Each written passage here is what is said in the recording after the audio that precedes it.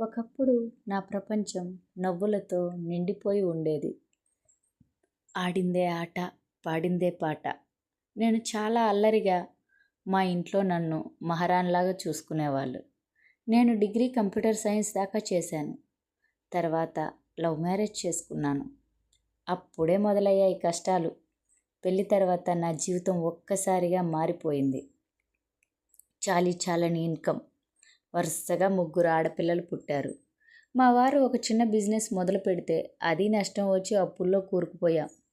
జనాలు చూస్తే, అయ్యో నీకు 3 ఆడపిల్లలా అని కొంతమంది, పాపం నీకు 3 ఆడపిల్లలా అనేవాళ్ళు ఇంకొంతమంది, హేళనగా నీకు 3 ఆడపిల్లలా అనేవాళ్ళు ఇంకొంతమంది.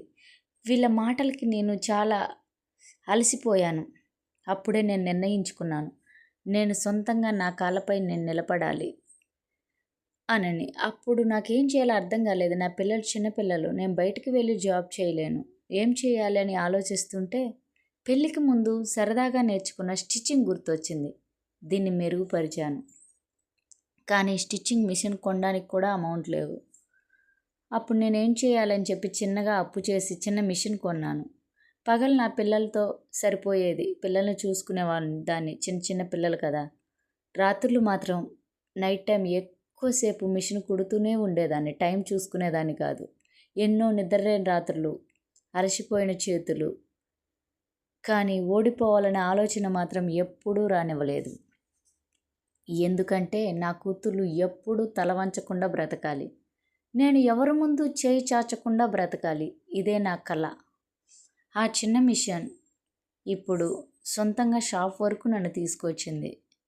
షాప్ పెట్టాను, స్టిచ్చింగ్ పెట్టాను, శారీస్ బిజినెస్ కూడా స్టార్ట్ చేశాను.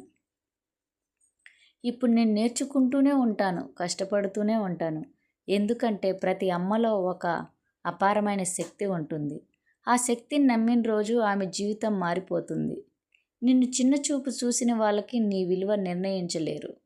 ఓ అమ్మ నిర్ణయం తీసుకుంటే తన పిల్లల జీవితం కూడా మార్చగలుగుతుంది. Please subscribe my channel VN Arts Creation. Thank you all.